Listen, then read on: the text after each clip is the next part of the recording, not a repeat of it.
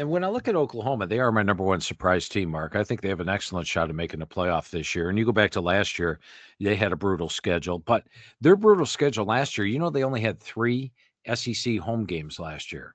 And so that hurt their overall team. And then, of course, the fact that the offense had zero returning starters on the offensive line. And then they had a receiving core that lost their top five receivers due to injury. Now, I'm going to take you to Clemson just for a minute. Clemson 2 years ago, Cade Klubnik had a banged up injury plagued receiving core. All his top guys were out. This year, he got those injured players back. They added in a couple of true frosh, last year. And he went from a 19-9 ratio in 2023 to a 36-6 ratio last year. It shows what you can do with a good receiving core.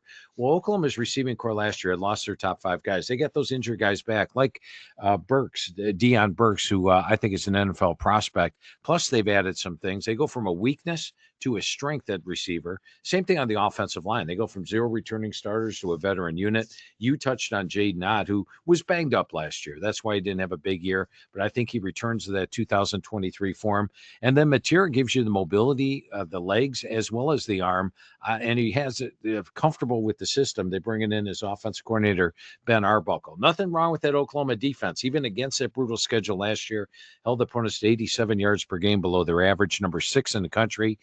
Venables has one of those defenses. And I got to tell you, Mark, when I hung up the phone with Coach Venables, I'm like, damn, that's a playoff roster right there. I think with the improved offense, the excellent defense, and while the schedule's brutal, it's more manageable. They only have three true SEC road games this year.